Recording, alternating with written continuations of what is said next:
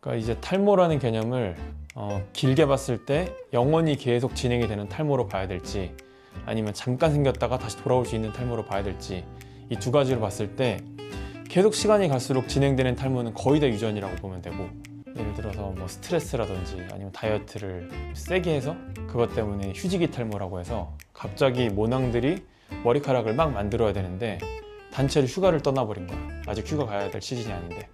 그리고 교대로 휴가를 갔어야 됐는데 다 같이 휴가를 간 거지. 그런 휴지기 탈모가 발생하면은 그건 어떻게 보면 내가 후천적으로 나의 모낭이 머리카락을 만들어낼 수 있는 환경을 잘 만들어주지 못해서 탈모가 일어나게 했다 라고 봐도 되는 거지. 방금 얘기했던 이 휴지기 탈모는 일시적으로만 일어나는 거라서 한번 생겼던 탈모가 영구적으로 남아있진 않는 거고, 근데 그 유전에서 여성분들도 사실 남자 못지않게 탈모가 많이 있는데 그게 눈에 안 띄는 이유는 남자들은 헤어라인 탈모가, 내 헤어라인의 모양이 변하면서 탈모가 진행되는데 여성분들은 헤어라인의 모양이 변하는 경우는 드물고 전체적으로 모발이 얇아지는 식으로 진행이 되니까 어떤 사람이 탈모가 진행됐어도 여성분이 진행이 됐으면 남성분들만큼 명확하게 보이진 않는 거지. 왜냐면 머리카락이 완전히 없어진 부분들이 눈에 띄게 생기는 형식으로 탈모가 진행되지 않고, 머리카락들은 잘 유지가 돼 있는데 개수는 하나하나가 얇아지는 식으로 진행이 되니까. 이제 제일 중요한 건 모든 탈모 치료에서 초반에 얼마나 빨리 대응을 하느냐, 우리가 보톡스를 맞거나 리프팅을 하거나 이렇게 피부 관리를 하는 것도, 피부 관리 중에서 특히 주름 관리를 할 때 주름이 이미 잡혀버리면은 돌이키기가 쉽지 않은데 잡히기 전에 관리를 하는 게 되게 중요하다고 하잖아. 그거랑 똑같아. 탈모가 되는 건 머리카락을 만드는 씨앗인 모낭이 퇴화가 돼서 생기는 게 탈모인데, 그 퇴화가 절반 이상 진행이 되기 전에 초창기에 빨리 우리가 치료를 할수록 더 좋아질 가능성이 높은 거지.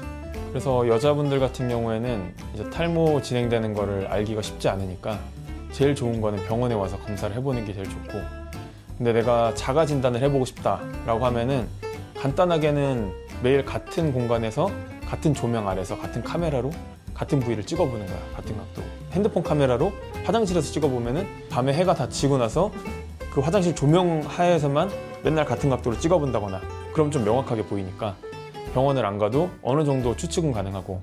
근데 머리카락을 감을 때마다 세보는 것도 방법이긴 한데 이거의 단점은 세는데 너무 시간이 오래 걸리기도 하고, 이거에 집착하게 되면은 이 자체가 너무 큰 스트레스가 될 수 있으니까, 그래서 이 모든 것들을 감안했을 때 그냥 병원에 가는 게 낫다. 여성분들이 먹는 탈모약은 이제 남자들이 먹는 탈모약이랑 다른 약이기 때문에 드셔도 되는 약들만 처방을 해드리는데, 기본적으로는 그래서 남성들이 먹는 그 약, 남자들이 먹는 제일 유명한 게 프로페시아, 아보다트 이런 약들인데, 이런 약들에 비해서는 사실 효과가 좀 약하긴 해. 미녹시딜이라는 약을 주로 먹는 약으로 처방을 해드리는데, 이거는 원래 바르는 약으로만 이제 탈모 약으로서 승인을 받은 약인데, 사실 발랐을 때보다 먹었을 때 더 효과가 크고, 그리고 효과를 볼 수 있는 사람들도 더 많아서 이제 미녹시딜을 먹는 약으로 처방을 해드리지. 근데 이게 막 엄청나게 드라마틱한 효과를 기대하면은 약간 부족할 수도 있고, 그래서 이 먹는 약에 더해서 여성분들은 오히려 좀 주사 치료를 많이 권해드리고 있지.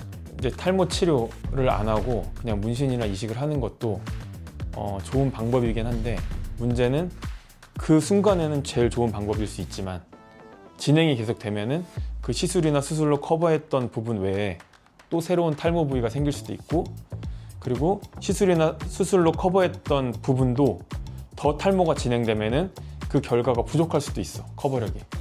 그럼 그때가 되면 결국에는 치료를 생각할 수밖에 없고, 왜냐하면 시술이나 수술은 무한정할 수 있는 게 아니고, 특히 수술 같은 경우에는 후두부에 있는 모낭을 가져다가 이사를 시키는 건데, 이 모낭도 제한이 있기 때문에 무제한으로 할 수는 없고, 두피 문신 시술은 3D로 진짜 머리카락이 생기는 수술이 아니고 말 그대로 2차원적으로 평면에다가 착시 효과만 만들어주는 시술이기 때문에 커버할 수 있는 정도가 제한이 있어. 그래서 너무 탈모가 진행이 많이 되면 이게 두피 문신으로는 충분한 좋은 효과를 보기가 어려운 상황이 와버린 거지. 그러니까 시술이나 수술은 지금 이 상황에서 미적으로 되게 좋은 효과를 얻을 수 있는 방법이긴 하지만 결과적으로 길게 봤을 때는 반드시 치료는 해야 된다.